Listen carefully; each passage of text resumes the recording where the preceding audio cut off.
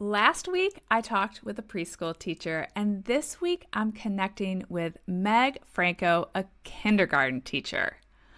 I remember sending both of my girls off to kindergarten like it was yesterday. Ainsley started kindergarten during COVID, so that was stressful in a different way. But before that, I remember sending little Addison off on a school bus for her first day of kindergarten and feeling like I was sending my baby off into the big, big world. I was so hoping that she was well prepared and that I had done everything I could to set her up for success. So I really wanted to continue our conversation about what teachers wish we knew by talking to a kindergarten teacher. Meg Franco is in her 25th year of teaching at Ivy Elementary School here in Charlottesville, and for 22 of those years, she has been teaching kindergarten. This is a long episode. We just finished recording it, but I promise it is so worth the listen. You are going to walk away with several aha moments, so even if it takes a few sittings, I really recommend that you listen to the whole thing. So if you have a child in kindergarten or a soon-to-be kindergartner, this episode is for you. But before we dive in, I just want to note that Meg is sharing her personal thoughts based on her professional experience, and she is not speaking for the school where she works. Hi, I'm Allison Egidi, a pediatric sleep and wellness coach and a mom of two. I love to help parents find solutions. This is How Long Till Bedtime.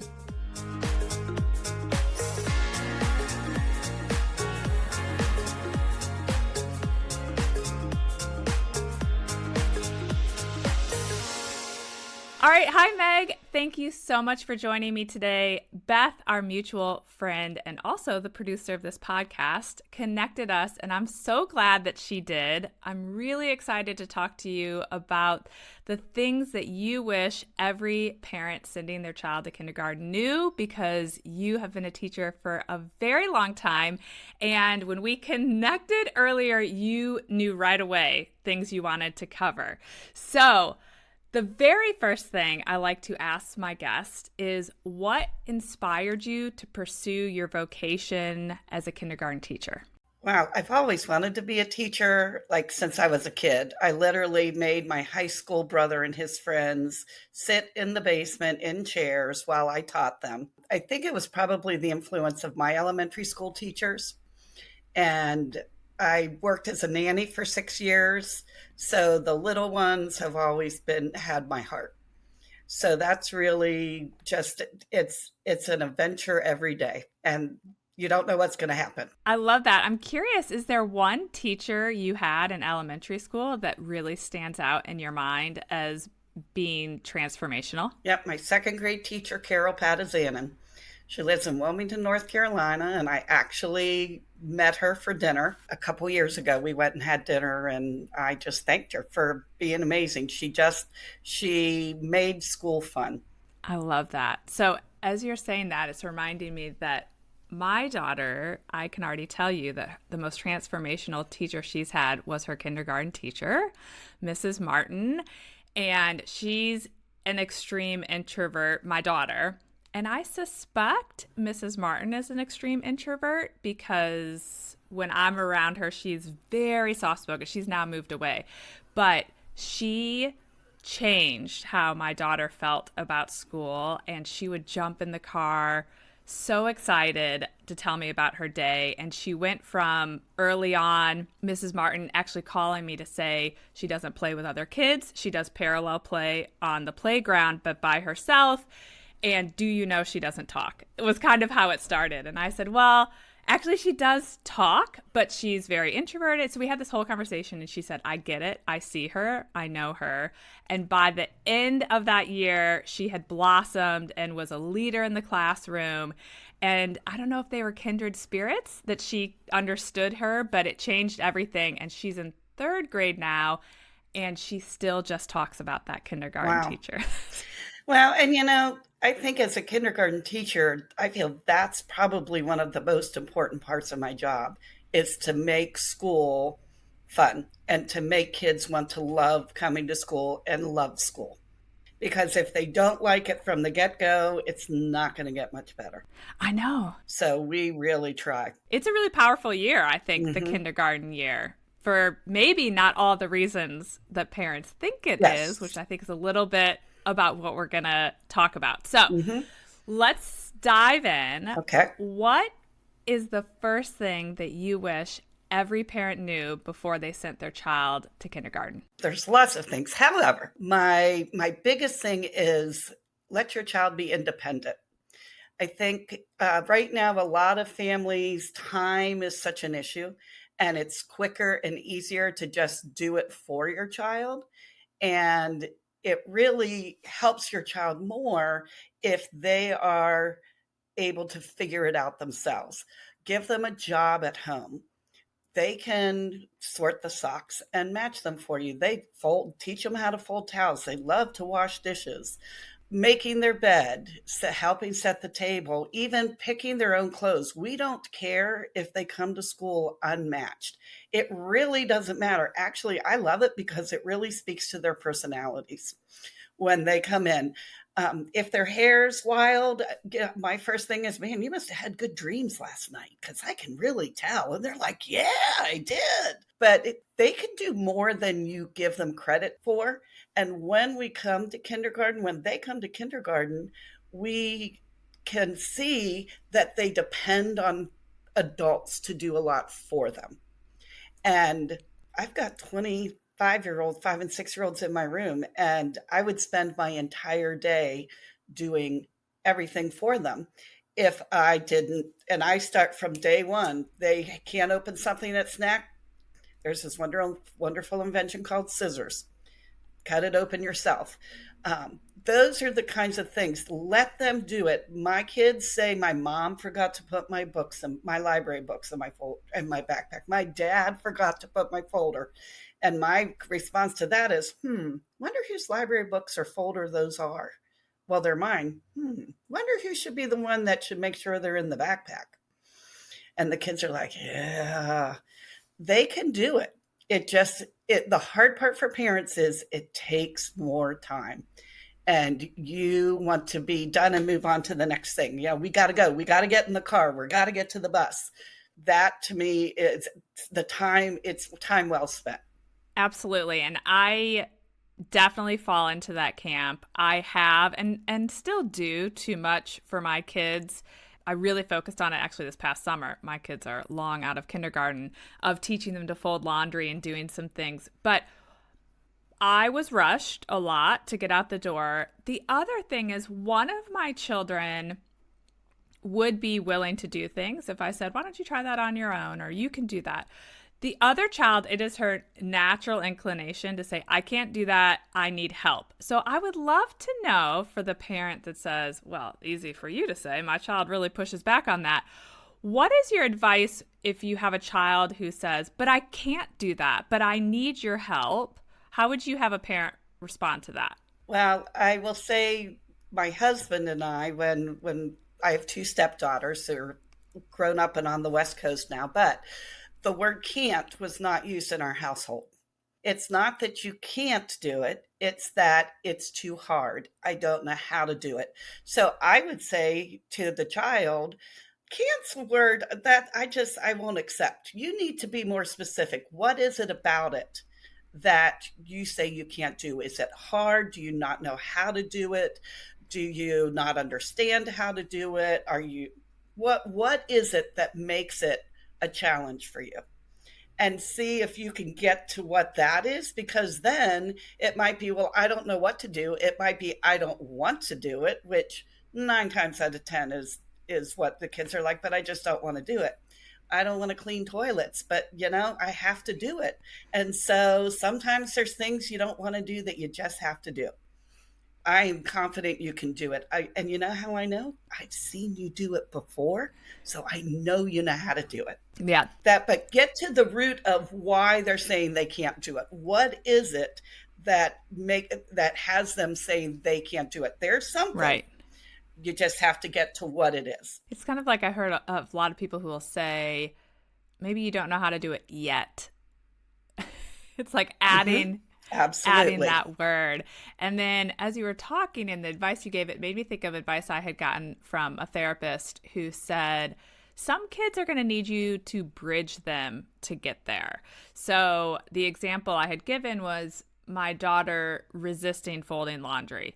And it was, well, maybe initially you fold it together. You're both folding laundry, and you're going to have to bridge her to realizing she could actually fold that laundry without you sitting there. And Hmm. my struggle is that takes more time. It has worked. She now does fold laundry on her own, Yep. but it did take time. It was a shift in my mindset because I'm thinking, well, the whole point of me wanting her to fold laundry is so I don't have to take the time to fold all that Yes. laundry. So it's a little bit of a mind shift, I think, for some of these kids. Hmm. And the other thing you can do is tell the kid, I need your help. I need you to help me do this. If you're bridging, we fold the laundry together, then we'll have more time to read a book together. The other thing I would also say is everybody in our family has a job, and we all do jobs in our house. We all do things to help everybody else in our house. And so I need your help to do this job. Let me show you how to do it. And then let's do it together. And then you do one and I'll do one. And then you can slowly, as you said before, kind of to wean away from it. And then sometimes I just flat out say, oh man, I forget how to fold a shirt. Go. And then we're like, I know how to do that. It's easy. And they'll do it. So there's ways to do it. But again, it goes back to, as you said, the time to take to do it. But it's time well spent in the long run. You have to look for the goal at the end. So you mentioned opening snacks. What are other things, just true things that carry right over into kindergarten, things that they could have their child doing at home that you would see a direct benefit to them in kindergarten? So one obviously could be opening their own snack. Are there other things where you think, oh yes, if they worked on that at home, it would save so much time for everyone? Packing their snack, they can pack their own snack because you don't know how many times I hear, oh, I don't like the snack my mom or dad packed for me. They can't argue with the person who packed the snack if they were the ones who did it. And I've seen people who have had, like, you pick one thing from this bin and one thing from this bin, that you can have control over what they choose by offering different things. But let them pack their snack, learning how to zip a Ziploc bag. If they're using Ziploc bags, that getting that zipper, putting on a coat, taking a coat from, if you know how the arms get inside out, knowing how to pull the arms back out. You would be amazed the number of kids that have no idea that if you just reach your arm and grab it and pull it, that it'll come out. Zipping, buttoning, belts, overall hooks, any of those, shoes, tying shoes, when you're putting your shoes on, pull the tongue out so it's not all scrunched up and then it, drives them crazy the rest of the day. Those are all really simple things. And even hand washing. I know everybody goes, oh, but we do water, soap, and then I have my kids in a line and they have to go to the back of the line. Taking the time, because what they'll do is they'll get the soap, they'll turn on the water, they'll run their hands under the water, the soap washes off, they've never rubbed it. Yeah, yeah. So even that simple, and you might be like, well, my kid knows how to wash their hands, come into my classroom and watch, and you'll see. But now they know because that has been our routine. Water, and they'll say it, water, soap, back of the line. Because by the time they get up, they've been rubbing their hands together long Yes. enough. So those are all simple things. Opening a lunchbox, opening a thermos bottle, opening a Capri Sun with that straw. I always teach them rip the straw in the middle because it comes out easier, but how to put a straw in. They're all things that people are like, oh, I never thought of that. Right. But those are you because you so without thinking just open it. You just do it and you're doing something else at the same time and you don't really pay attention. Teaching them how to use their fingers to pull a bag apart if they're trying to open it. because the fine motor skills I have seen this year are really, kids are struggling with the fine motor stuff. And that's using those pinchers to push, to pinch and pull, Okay. or they have a hard time. That's why they end up using scissors. Interesting. What are good ways to work on fine motor skills? Because as you were mentioning, even buttoning their pants or doing a zipper, Mm-hmm. I think of those as little fine motor skills. Are there games to work on that? Or do you think it's just practical application? It's teaching them to do these things that we need at school. You can do both. And fine motor is not just for school. I mean, if you think about how often you use that pincher grip, how often you use it in everyday life, but you can do games like put pennies down and have a contest to see who can flip the pennies the fastest, Oh, yeah. because you have to use those two fingers to do the pennies. Building with clothespins and popsicle sticks, the pinch of the clothespins. If you're doing some kind of repair and you have nuts and bolts, letting them screw the nut on the bolt. Using tweezers to pick out.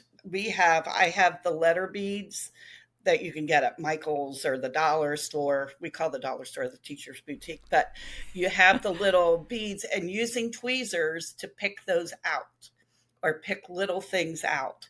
You can put just using Play-Doh. Hiding something in the Play-Doh, and they have to pull it apart to try to find what's in there. There are so many easy ways. Scissors are a big thing. I have so many kids that hold their scissors upside down. So instead of holding it with the thumb in the one little space and the fingers in the bigger space, they put their thumb in the big space and then try to cram fingers in the little hole. And then they're trying to do it this way, and they get frustrated because it doesn't work. So let them use scissors. Scissors are okay. I know a lot of parents are like, "Oh, I don't want the mess," or, "Oh, they're going to cut their hair," or, "Oh, they're going to cut their clothes." But then that kicks into natural consequences.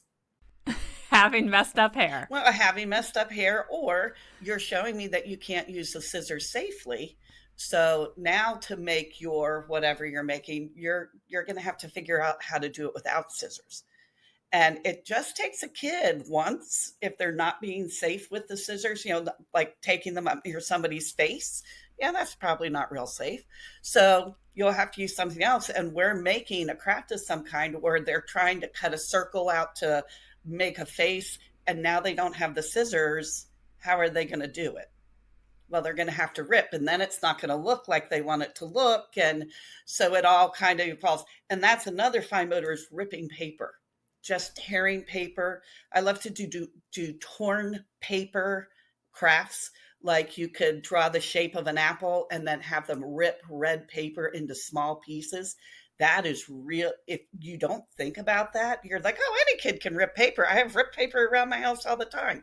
But I have kids that they try to do it with their whole hand, that ripping little, and they have to be little pieces of paper. They're all sorts of little things they can do.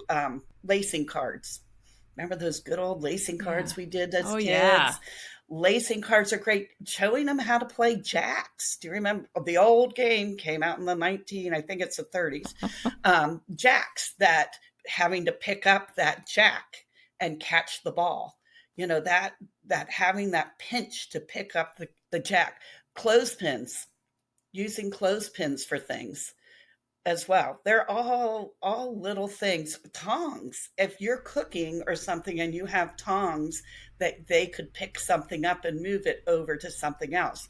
But that's, Right. the tongs are like big tweezers. Sounds like all the old school things are the best things. Absolutely. That's all super helpful. So, what else would you like all the parents to know or think about when it comes to kindergarten? My main focus as a kindergarten teacher is their social emotional, their interpersonal skills, liking school, the academics. Yeah, that's great. I'm not worried if a kid comes in and doesn't know all of their letters. For me, if they don't know all their letters, but they can share with somebody else, they know how to use their words to resolve conflict. They know it's okay to have big emotions. Kids have big emotions, and that's okay to have big emotions. But it's how do I handle and get myself back so where the emotions aren't taking over. The zones of regulation. I'm not in green. I'm out of green. I'm in red right now. What can I do to help me get back into that green zone? What can I do to help me get back to that, to where I need to be? I find a lot of kids look to adults to solve their problems. Let them figure it out. I need to put these together, but I don't know what to do. Rather than handing them the tape and saying, here, use tape, say, I wonder if I wanted to put two things together, what I could use to make it stick. And the kid will be like, oh, tape or a stapler or whatever. But don't immediately jump in to solve the problem. Let the kids resolve the conflict. The way I have kids do it is I would say, Beth, Allison has something she needs to talk to you about. And Allison would say, I didn't like it when you touched my face with your hand. And then I would tell Beth, you need to help Allison feel safe. So you need to ask her, Allison, how can I make you feel safe? Allison, how can I make you feel safe? It's usually how they always say it. And then Allison might say, you can draw me a picture. I had a kid yesterday who she said, and it was somebody had touched her cheek and she didn't like it. And the little boy said, how can I make you feel safe? And she said, you can give me a hug. And they did a big hug. They can say, some kids will say you're sorry. When they do that, I always add, what are you sorry for? Yeah, I'd love to talk about that because I was actually, as you were just giving that example before you even got to I'm sorry, I was going to ask you, what are your thoughts on making young children say sorry? Because it's kind of controversial at this point on whether we should be making our children apologize, with the theory being we're just making them say something, but they aren't actually sorry. I'd love to know your thoughts on that because I know during your time of being a teacher, this has evolved because I feel like the thought on this has evolved significantly in the last 10 years. Absolutely. I do not make kids say sorry. To me, it's just like, okay, I'm sorry. Right. Well, what are you sorry for? Do you even know what you did? They're quick to say. And it's funny because they'll come up and say, I'm sorry, I'm sorry, I'm sorry. And I'll say, well, what are you sorry for? I don't know. Yeah. They need to understand what they did had consequences. It had an effect on somebody else. So that's why I say, Allison, what's going to make you feel safe? Or Allison, what's going to make you feel better? It made you feel kind of sad. What's going to make you feel better? And some kids may, that way I know a sorry for you may not do it. When they say they're sorry, I always say, what are you sorry for? That way they're acknowledging this is what I did. And then if the other kid says, well, that's okay, because a lot of kids say, well, that's okay, I will say, no, it's not okay. It's not okay that they did that. You can say, I accept your apology, but it is not okay that they did something to make you not feel safe. Right. Because that, I think we're so quick to, okay, and then the kid thinks, oh, well, I can smack her in the face again, and I'll say sorry, and she'll say, okay, it's okay, I can do it. Yeah. And what if the child, when you say, I love that, and actually I'm totally going to try this with my 9 and 10-year-old, what about if I were to say, what are you sorry for? Because I have a child who's quick to say, I'm sorry, I already said I'm sorry. Like when the other one comes, I already told her I'm sorry. And if I were to say, which I have not tried, but what are you sorry for? And if she were to say, I don't know, or yeah, let's just take that. If she says, I don't know, well, how would you respond to that? Or is she apologizing to the other child? Yeah, like sometimes the example I'm thinking of, she'll say, I said I'm sorry, but it was an accident. So Oh, I love that. like it's kind of, I know she's not really sorry, and frankly half the time I know it wasn't an accident. That's like a Mm-hmm. really good cop out, is to say it's an accident, I threw that ball and it hit her in the face. And it's like, Yeah, really, exactly. was it an accident, or did you know you could throw it and hit her in the face because she was annoying you and you could say it was an accident? So let's just take that example because that's a real one that happens in my household. Okay. And I don't want to say, where my struggle is, I don't want to say you're lying. I know it wasn't an Mm-hmm. accident. Also, you're not sorry. I get real stuck there. So let's take that one because I feel like whether it's a kindergartner or a 9-year-old, we deal with those sort of things. So the first thing I always do is say, tell me what was happening. What game were you playing? What was going on? So I can kind of have them describe what happened. Because you will truly know, well, we were playing ball, or I was playing ball and she was over by the playground and I threw the ball and she didn't see it coming and it whacked her in the head. Okay, that could have been an accident. Mm-hmm. Well, we were playing, she was saying something I didn't like, and then I threw the ball. Now that might be a little bit different. And so, kind of, again, just like we did with the I can't, getting to the bottom of, okay, getting to the root of, so what was the situation? And I like to hear it from both sides too. There's two sides to every story. And a lot of times it will be, well, she threw the ball and hit me in the head. And then the other one will say, well, but you beforehand were tripping me walking across the playground. And so then we have a whole different thing, because now it's, well, I probably did throw the ball on purpose, but this happened. Now, when it's an accident, I'll say, well, how were you throwing? Show me what you were doing. I had a kid who accidentally pushed another kid, although he claimed it wasn't a push. And the other kid's like, no, he pushed me. And I said to him, show me exactly what you're doing. He's like, well, I put my hands out and went like this.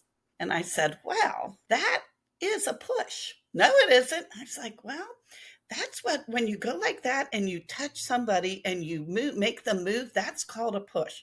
Oh, so, how do you think you made that person feel when you pushed them? And then they realize, ooh, okay, maybe it wasn't oh, okay. And it may have been, if they said I was running and I bumped into them, again, getting to that root of what was happening at the time.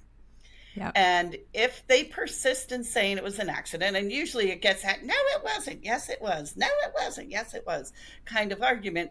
I go back to, all right, well, I wasn't there, so I don't know if it was an accident or not, but we'll go back to Beth and Allison. Allison doesn't feel safe because of the ball that hit her in the face. What can you do to make her feel safe? Going back to that, what is it that's going to make her feel safe? Whether it was an accident or not, she still doesn't feel safe.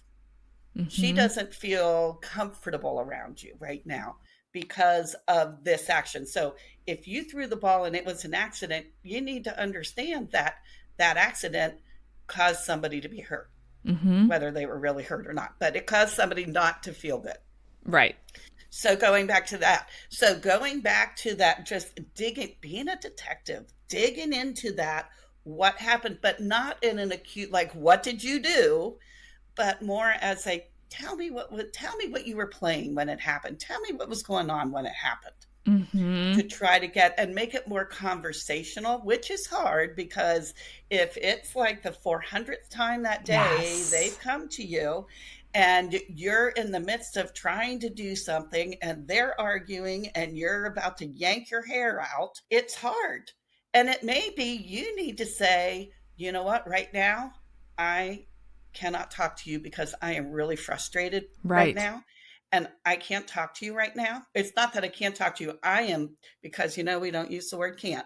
It would be hard for me to talk to you right now because I'm feeling really frustrated. I need to take a few minutes to myself so I can calm myself down and get myself together before I come talk to you. So you go over there and look at a book. You go over there and I'll come to you when I feel like I'm ready and can do it calmly. Right. It's okay to let your kid know that adults get upset too. Adults get frustrated. Adults get angry. And giving them that strategy, modeling that strategy of right now, I am not in a good place to talk to you. I need to take a moment for myself. I need to, or I just will start counting to 10 right in front of them. I'll just close my eyes and be like, and just modeling what I would like them to do. Yeah. Because the next time somebody does it to them, they're going to be like, oh, hey, my mom, do you remember that time she told me she needed to go get herself together? That must be okay. Because if an adult does it, it must be okay. Yeah. And I think that also comes to our kids seeing us not be perfect Yes. and also being willing to repair that. So I have those moments where, particularly over the summer, I think about when my kids were home all the time. And there is that time where I feel like this is the fifth time today they've come to me. And there's one on this particular day that is clearly the one not having great emotional regulation and kind of the instigator. And I can think of one very clear incident this summer where it was like the fifth time and I was working on a project outside and they came to me and I kind of went off the handle on the instigator. And then she ran inside crying, you always think I did something. And usually she doesn't respond that way when she does do something. And then my other daughter came up and said, well, actually, this happened and this happened. And I actually don't think she meant that. And I said, I appreciate you telling me that, and I need you to go inside and ask her to come back out. And then I had to apologize. I said I did not get all the information, and I'm really sorry, and I flew off the handle, and I shouldn't have done that.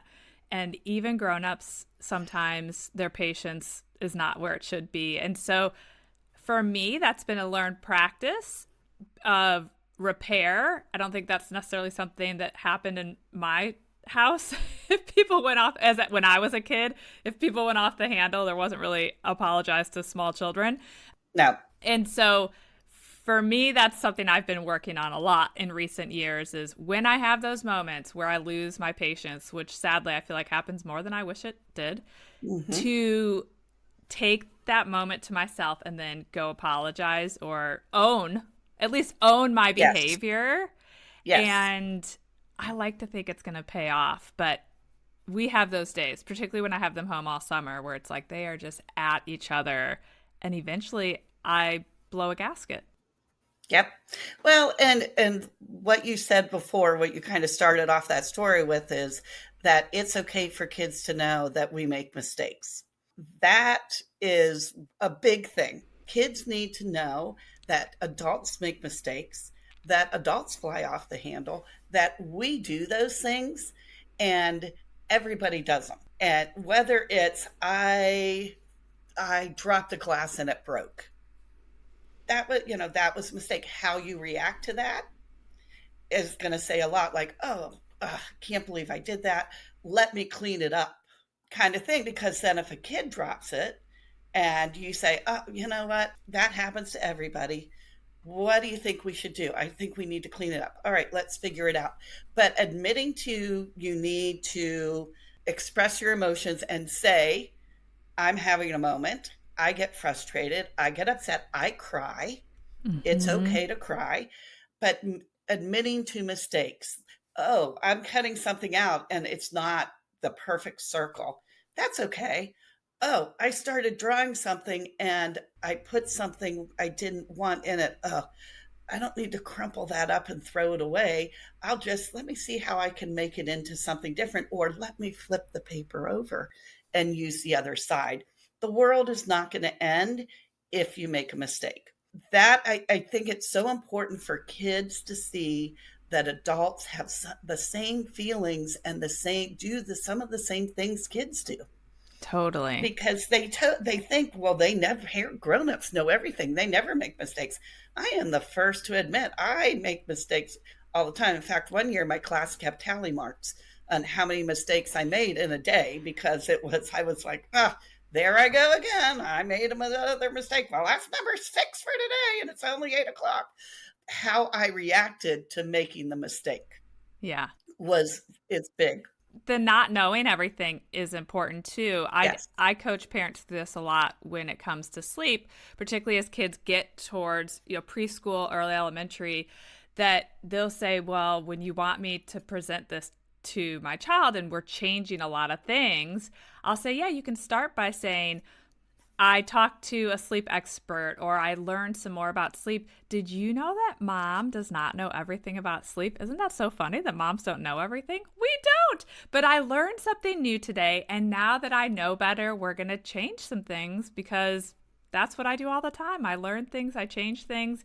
And I really have tried, even with my own health journey, to empower my children to realize you're going to learn throughout your whole life. I will always tell them, I was listening to this book on my walk today, and I learned something new, and based on what I learned, I'm going to start lifting heavier weights, or I'll tell them why. And so I think trying to encourage them to be lifelong learners and to not assume their parents know everything. I've had plenty of things with my daughter who's kind of in early puberty asking me questions where either I'm not sure of the age appropriate answer or I don't actually remember specifically the answer and I want to be accurate, and I will say, that's a great question.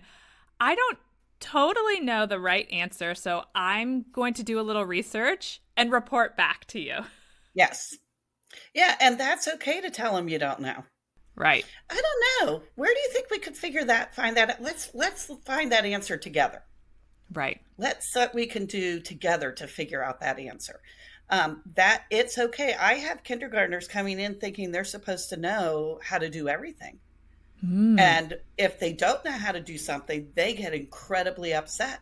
Like, I don't know how to do that. And it's okay. That gives me some, I've got to teach you something this year. So that gives me a little something I need to teach you. You're not expected to know any of this. And 9 times out of 10, when I'm asking them things, I will start it out with, I don't expect anybody to know this. Right. Because that kind of sets okay, if you know it, then I'm going to be like, what? How in the, oh my goodness, what am I going to teach you this year then? Right. But letting them know, I don't expect you to know everything. I don't know everything. We talk about that. But it's that going back to that perfectionism, that making mistakes, that vulnerability, that it's okay to cry in front of your kids. Mm-hmm. Let them see it. Let them know I had to go to a class. I had to go talk to somebody to find the answer to this because I didn't know what to do. Right. I think it's huge. It's huge. Yeah. Yeah. And I think some kids, I'm sure my kids are perfectionists in a different way. My children are polar opposite. And when my one daughter was 4, someone coached me through this about seeing her perfectionism that didn't come off as your typical perfectionism. So that was a little more complicated. But then because they had brought it to my attention and talked about how this is not actually a good thing, so you want to be acutely aware of this and encourage mistake making, I was a little more on it with my second daughter. Hers came out in a different way. And actually, her first grade teacher said something that really made me laugh and I appreciated. She would get on her daily planner in first grade, a dot based on what the behavior was for that day. So parents had an idea of how they were behaving. So it was either green, yellow, or orange or something. And this is my introvert. So she got a green every day and you had to initial by it. And I had not initialed for a few days because she always got green. And one day she kind of was like slinking out the door and I caught on to her odd demeanor. And I was like, what's happening? And why do you have that planner in your hand? And she had put my initials next to this orange dot. And I was like, wow, there's a lot of things happening right here. First of all, getting an orange is not the end of the world. That's okay. But now we have this whole other situation where you've like forged my initials. Yes. And so I had to reach out to the teacher. And in a way, he laughed and he said, look, Ainsley could use some more orange dots in her life, like, or yellow dot or whatever the dot was. He was like, she could use some more and we got to work on that. And I said, of course, I completely agree. And so that was a big learning moment for a lot of reasons. And it made me think about how would I have reacted. I think I would have taken it fine to have her have an orange dot, but that we had to kind of work through that. And so, but I caught on to it right away, even though it's different than my other daughter, of like, wow, that's a form of perfectionism, that she was Yes. terrified to show me like she was less than perfect after whatever, a streak of 60 perfect days or something ridiculous. And that is that some kids that's their perfectionism of like at school, I'm always doing exactly what the teacher said. I'm always right there. And if they do, and you have to say, inside voice or whatever, and they're like devastated because, and then some of them that the anxiety comes up Right. because of that. Yeah. And that's another thing we're seeing a lot of is anxiety. A lot of kids just being anxious about making a mistake, about going home and having to tell mom or dad or grandparent or whoever the caretaker is that I got, Mrs. Franco had to say something to me today or whatever it was. But that there are all sorts of ways that kids will show it. And it's being in tune. Like you said, I knew something wasn't right. It's being in tune with that and openly communicating with your child's teacher is another, and I'm just going to kind of veer off here, but Yeah. is another big thing. If something's going on at home, or I tell my parents, if it was just an off morning, just pop me an email, let me know, because that's going to affect their day at school. They're going to come in and they're going to be off, and I'm probably going to say to you anyway, hey, is anything, what's up? They just seemed out of sorts today. But if you let me know, we had a rough morning at home. In fact, I got a text from a parent this morning saying, hey, I just wanted you to know he was really emotional coming into school today. His brother and his brother's friend are really close. They carpool together. The brother's friend hasn't been going to school, and today he was back. And so the little brother who I have was kind of teary because he was very protective of the older brother and wanting just to be with the older brother, and just want to give you that heads up. And I thanked them, forwarded on to the people that needed to know. But that, for me, even that little piece of information can make all the difference. It might be your kid needs an extra hug that day. They might need just a little extra reassurance. They might just need a little extra time to themselves. Right. But communicating that, because when a kid goes to school, I see your child more than you do probably in a day. Mm-hmm. If you think about in the amount of time they are at school, the total amount of time is probably more than you have when they're awake. Particularly if they're getting enough sleep. Exactly. Get them exactly as they should be. If you're getting more time than I am, then something is not right. But that communication is key. Totally. Can we talk about, we've talked about some of this kind of negative behavior, but can we talk about encouraging kindness and empathy in children? And I guess I'm assuming that that's a big part of what's happening in these early grades. And I'd love to know your thoughts on how parents can do that at home. So I, in my classroom, and there's a book called Have You Filled Your Bucket Today? Love that book. Or Have You Filled a Bucket Today? One of my favorites. And we read that, and then I have what I call bucket slips. So I have a little piece of paper and it says to, and the kid writes the other kid's name. You filled my bucket today, your friend, and they write it. And then on the back, we write what that child did to fill that person's bucket.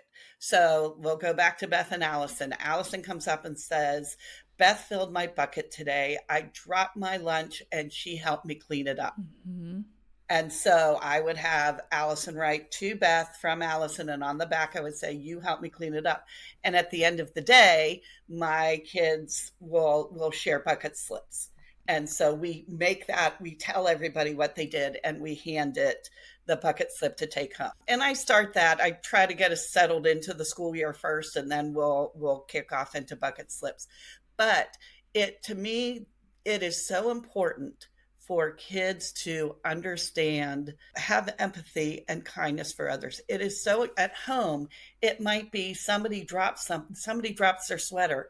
let's go over and pick that up and hand it to them. Mm-hmm. Or the neighbor, the neighbor needs help with something. Mm-hmm. Let's go over and help the neighbor. Might be just writing a note to somebody, you made me feel really good today. Mm.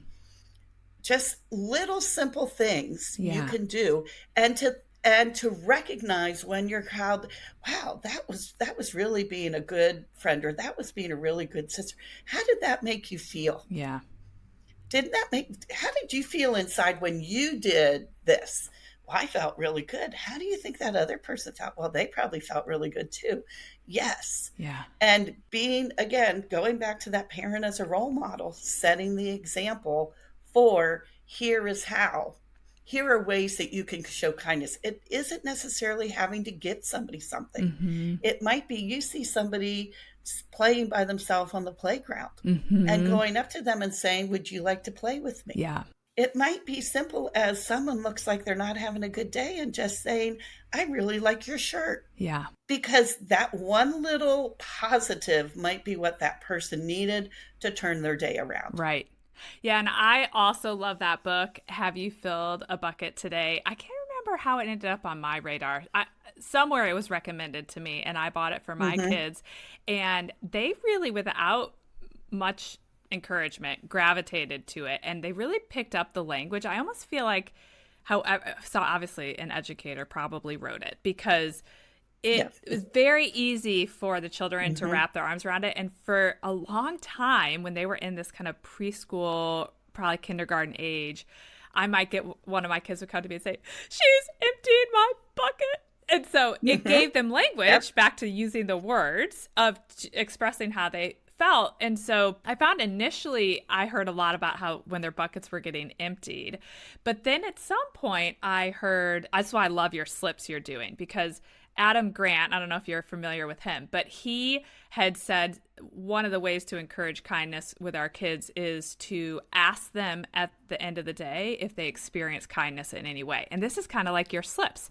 And he said the benefit of them knowing every single day at dinner you're going to ask if they experience kindness is they will be looking for it. And so much of our world, and I truly believe this, is what are we looking for? If we're looking for everybody on the road to annoy us, everybody on the road is going to annoy us. And so all of those things. And so after I heard him mention this on a podcast, I thought, oh, this is like the evolution of filling the bucket.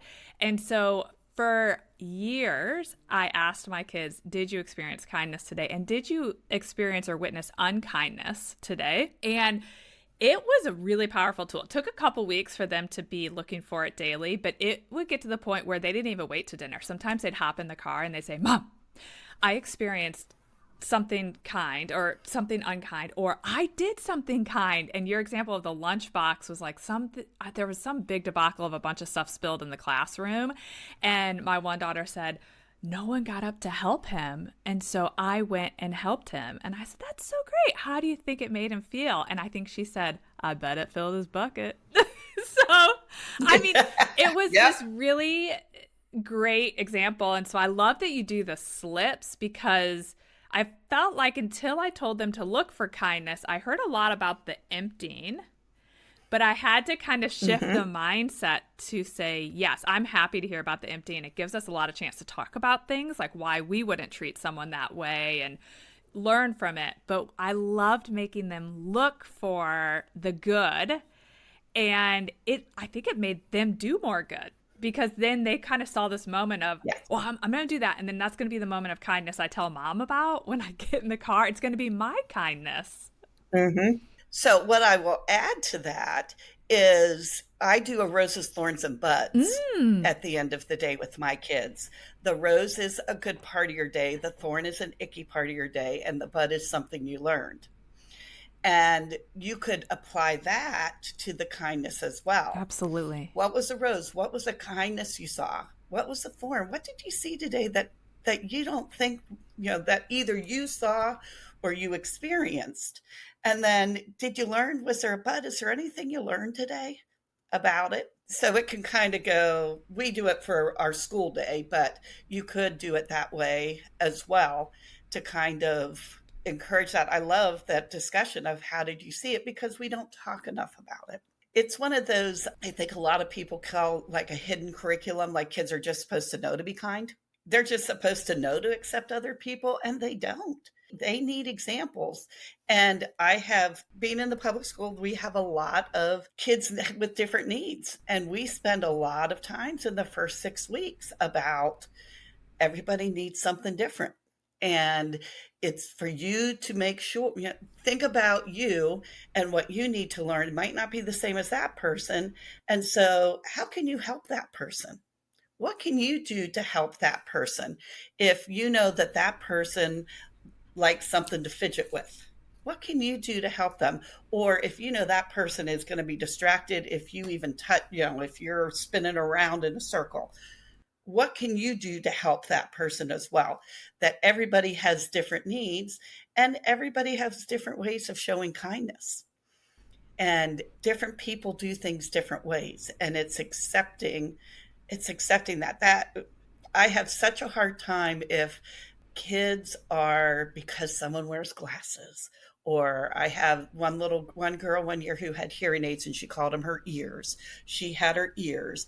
And that same year I had a little girl with braces on her legs, and the one with the hearing aid said to the other, well, we're kind of the same. I have my ears and you have your boots. We both have something. And I was like making that connect, but making them both feel like, okay, we're both the same in the same way. It's okay. And that everybody was, oh, wow, well, I have a mole and I have, going off into that. It's so important for kids that they're going to carry that on the rest of their life. And I just thought of another quick little kind of holding the door for somebody. Yeah. If you're going in or out of a store, holding the door for somebody, let me hold it. Taking a grocery store cart back to the grocery return for somebody. Like, here, could I take that for you? Those are the little tiny things that you can do when you're out with your family.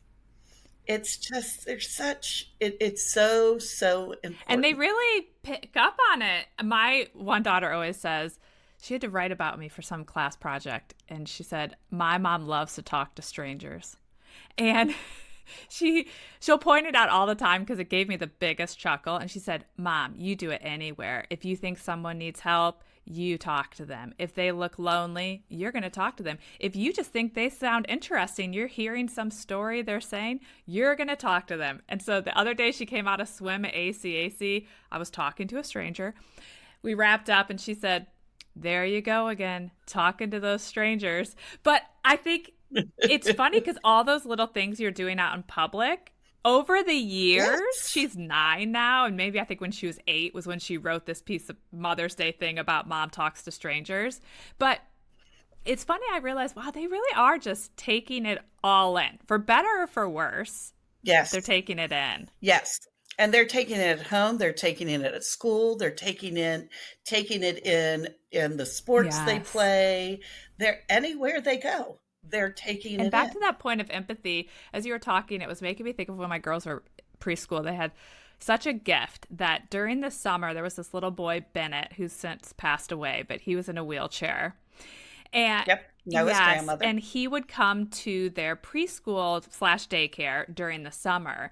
And he kind of overlapped more so with my older daughter. But I remember they did a lot of work on the outdoor play space to make it able to accommodate him in his wheelchair. And he was a real personality. He was a real treat. And my daughter talked about him a lot. And it was devastating when he passed away and a little very hard for her to comprehend at that age. But what I loved is she would say she saw him for his little spicy personality, and then she would say, and he could chase me around in his chair, and we were playing tag, and I helped him. So she would then say, and sometimes he needs help, wanted a toy. She might grab the toy for him. And so first of all, it made me realize that young children can adapt very well if given the chance. They aren't as judgy as adults are. I admired that, and I think her preschool must have done the most fabulous job working with the children and this young boy. And I just always thought, like, what a gift this was for her to experience this. And so I think thinking about children's exposure to different people is important because at that age, you can kind of teach them how they should respond. Mm-hmm. Mm-hmm. Absolutely. And even if I had a kid one year that fell ice skating and broke his leg and was in a wheelchair because he had the cast all the way up. And the kids instantly jumping in. I didn't have to say anything and saying, well, he's going to need help. We're going to we need to have somebody that's going to be his wheelchair pusher. We need someone that'll play because he's not going to be able to play at recess. We need somebody that's going to play with him, like do games at the table or draw with him or do whatever. They're meeting. All right, Mrs. Franco, we need to solve this. We need to get this going. And I love that they were wanting to be so proactive. And we literally called it his personal assistant for the day. You know, the person who was the office helper that day was this boy's personal assistant. And that person was the one that wheeled him around, that helped him get things if he needed it, that did anything they were like right there. And one kid, he's like, just leave me alone, because she just kept asking all day long, do you need anything? How can I help you? What can I do? Do you need anything? He's like, Mrs. Franco, I just want her to leave me alone for a minute. Like, it's okay. But they are adaptable, whether it's a long-term somebody has, or if it just happens and it's a short term, they're going to jump in and do what they can. And because, again, they don't have the ideas already formed in their eyes. You know, you're no different than I am, except you wear glasses, but hey, I have sunglasses. So, you know, we're the same kind of thing. They don't see that, and they are very accepting of people, of who they are and how they are. But it does take the modeling. Yeah. It does take. And then when they bring that home, encouraging them to continue to do with others that they see. And this is making me think of my one daughter, who's not the introvert, who just says whatever's on her mind. When she was little, there was a period where if she saw someone who was Black, she might say, Mom, look how dark her skin is.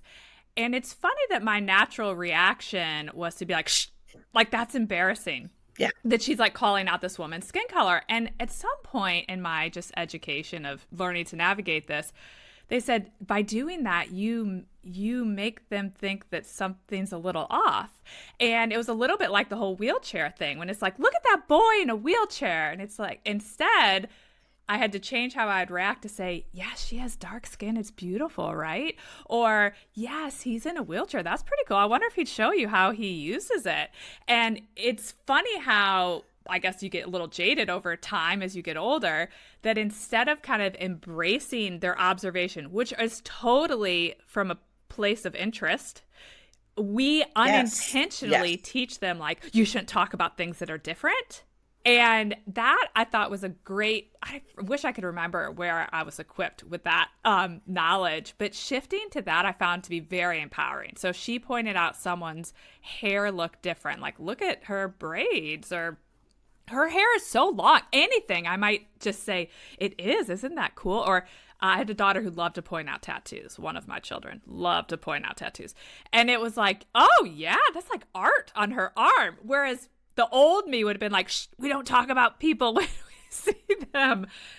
Exactly. And so it's funny how those little things that age group really can glom onto. Well, and you know, if you think about a lot, what we've talked about so far has been the changing of the mind shift of the adult. Yes. It's changing the way you think about things. And I know, no pressure to all the parents. No pressure. Don't It's just worry. Us messing our kids up every day. Yeah, exactly. But it's okay. You're allowed to make mistakes. That's right. But it really is the shifting, because in some ways I would love people to think like a kid. You know, sit and think like a kid. They're not pointing out this person is different because, oh, wow, they're curious, like, I wonder how they do this, or I wonder how they do that, or I wonder why they wanted that on their arm, that tattoo on their arm, or they're curious about everything. And it's that adults having to shift. Times have changed. I mean, Yeah. think back when you were a kid, those were things you would have gotten the shush, and it's having to change that thinking. It's hard, but it's doable. It Totally. takes practice. Well, this has all been so great. Before we wrap up, I have no doubt that there's some parent thinking, are they going to get to the reading? Because I really need to know what my child should know about reading in kindergarten. So I'd love to just hear your thoughts on reading as it relates to kindergarten and your thoughts on what, if anything, you want parents to do at home as it relates to the topic of reading. Read with your kid. Read every day. Read 15 minutes. Let them see you reading. I really want kids to love reading. And if it feels like a chore, they're not going to like it. So the best thing you can do is when you're read with your child and ask them questions about what you're reading. What do you think is going to happen next? Oh, wow. Even how, if you were to end this story, would you end it the same way or would you make up something different? Letter sounds, yes, they need to know those. But guess what I teach in kindergarten? I teach the letter sounds. If your child has an interest, then by all means, go with it. But it should not be something forced because you're just forcing them to do something they don't want to do. And then that's going to cause I don't like to do this kind of thing. So if they have an interest in letters, you can do a hunt around the house, or while you're writing the grocery list, I need Cheerios. Will you go find the Cheerios in the closet for me? They're reading because they have to know what the Cheerios looks like. That we call that environmental print. Things they see in the world that they know from in their environment. So Cheerios, the McDonald's, Bodos, all of, well, for those people who aren't around Charlottesville, they wouldn't know Bodos, but it's a really good bagel place. But those are things that they're reading. And I would say, oh my gosh, you're reading. And the kid will be like, no, I'm not. What's that? It says this. Oh, well, maybe I am. But take the lead from your child. Mm-hmm. Read every night, yes, without question. And find books they're interested in. Read fiction, read nonfiction. They could write a story. You could tell a story together, any of that kind of thing. But take the cue from your child of if they're interested. I am not a big fan of worksheets or workbooks. When I was in college, I was pretty much told I wouldn't graduate if I ever followed the lesson up with a worksheet. I get like a tick whenever somebody's like, let's do a worksheet. And I'm like, but there's so many ways you can write letter if they're interested in letters on an index card, have your child help you write the letter of the uppercase and lowercase or two uppercase on two index cards and play memory or play go fish.